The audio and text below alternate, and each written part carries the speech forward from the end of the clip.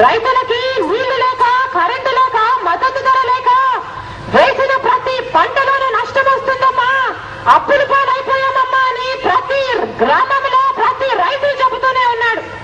ఇక మహిళలు, పేదలైతే అమ్మా అన్ని ధరలు పెరిగిపోయాయి, అన్ని ఛార్జీలు పెరిగిపోయాయి, అన్ని ఖర్చులు పెరిగిపోయాయి, బ్రతుకు భారమైపోయింది తల్లి, పిల్లల్ని కూడా స్కూలుకు పంపించకుండా కూలీకి తీసుకెళ్తున్నాము, కూలీ డబ్బులు రాకపోతే 2 పూట్ల కూడా ఇల్లు గడిచే పరిస్థితి లేదు తల్లి అని చెప్పి ప్రతి మహిళ బాధపడుతూనే ఉంది.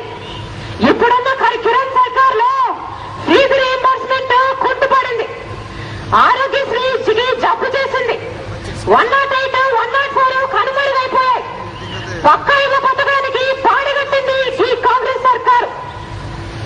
ఒక పెన్షన్ లేదు, ఒక కొత్త పెన్షన్ లేదు, ఒక కొత్త రేషన్ కార్డు లేదు. రాజశేఖర్ రెడ్డి గారు ఇచ్చే రేషన్ కార్డులు కూడా, ఇచ్చే పెన్షన్లు కూడా తొలగిస్తుంది అంటే ఈ కిరణ్ సర్కార్ కు మనసు, మానవత్వము ఇంతైనా లేదని అర్థమవుతూనే ఉంది. రాజశేఖర్ రెడ్డి గారు ఎన్నో ప్రాజెక్టులను తలబెడితే ప్రతి ప్రాజెక్టుని అట్టకెక్కించింది ఈ సర్కార్. రాజశేఖర్ రెడ్డి గారు బతికే ఉంటే పుష్కర ఎత్తిపోతల పథకము ఈ పాటికి పూర్తయిపోయేది.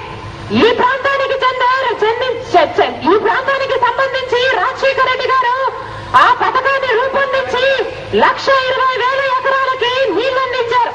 ఆయన బ్రతికే ఉంటే మిగిలిన పనులు కూడా అయిపోయి ఇంకొక 60 ఎకరాలకు నీళ్లు అందేది. ఆయన వెళ్లిపోయిన తర్వాత ఈ సర్కారు ఇక్కడి నుంచి తీసి ఒక పని అక్కడి నుంచి పెట్టిన పాపాన పోక అన్ని పనులు అట్లే ఆగిపోయాయి, 60 ఎకరాలకు నీళ్లు కూడా అలాగే ఆగిపోయాయి.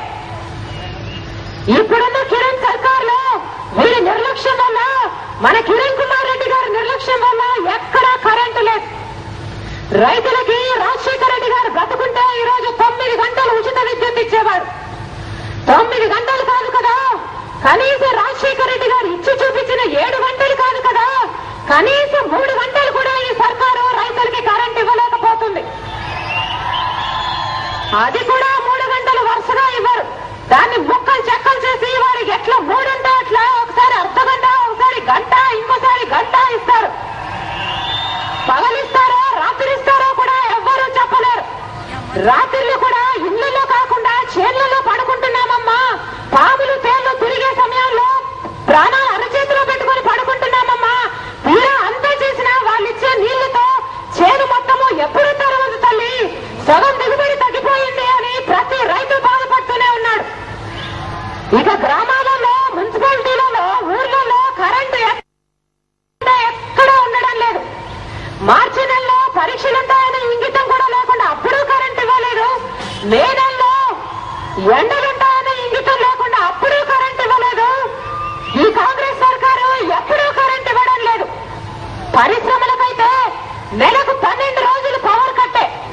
కిరణ్ కుమార్ రెడ్డి గారు చెప్పారు, నేను 66 లక్షల కోట్లు పెట్టుబడులు తెస్తాను, 35 లక్షల ఉద్యోగాలను కల్పిస్తాను అన్నారు. ఈయన మాటలైతే కోటలు దాటాయని గాని చేతులు మటుకు గడప కూడా దాటవు. ఈయన గారి నిర్లక్ష్యం వల్ల వేల కొద్ది పరిశ్రమలు మూతపడిపోయి ఇప్పటికే 20 లక్షల మంది కార్మికులు ఉద్యోగాలు కోల్పోయి రోడ్డున పడ్డారు. కిరణ్ కుమార్ రెడ్డి గారి నిర్లక్ష్యం వల్ల అన్ని ధరలు పెరిగిపోయాయి.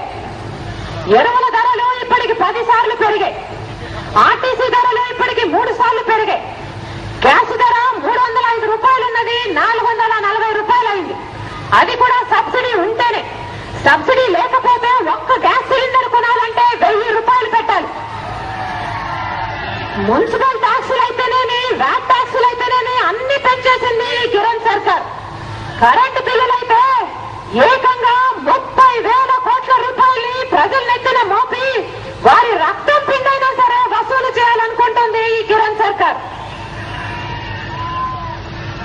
ఈ కరెంటు బాధడికి నిరసనగా, ఈ అన్యాయమైన పరిపాలనకి వ్యతిరేకించి, ఈ ఛార్జీలకు మోతను వ్యతిరేకించి అన్ని ప్రతిపక్ష పార్టీలు కలిసి అవిశ్వాస తీర్మానం పెడితే మన చంద్రబాబు గారు ప్రధాన ప్రతిపక్ష నాయకుడు ప్రజల పక్షాన నిలబడకుండా తన 2 చేతులు అడ్డం పెట్టి ఈ ప్రభుత్వం మీద ఈగ కూడా వాడడానికి వీల్లేదని విప్పు జారీ చేసి మరి ఈ దుర్మార్గపు కాంగ్రెస్ ప్రభుత్వాన్ని కూలిపోకుండా కాపాడాడు.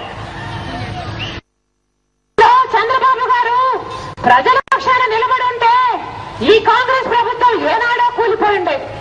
ఈ కాంగ్రెస్ ప్రభుత్వం కూలిపోయి ఉంటే ఈ ఛార్జీల మోత, ఈ కరెంటు బాధుడు ప్రజలెత్తిన పడేది కాదు.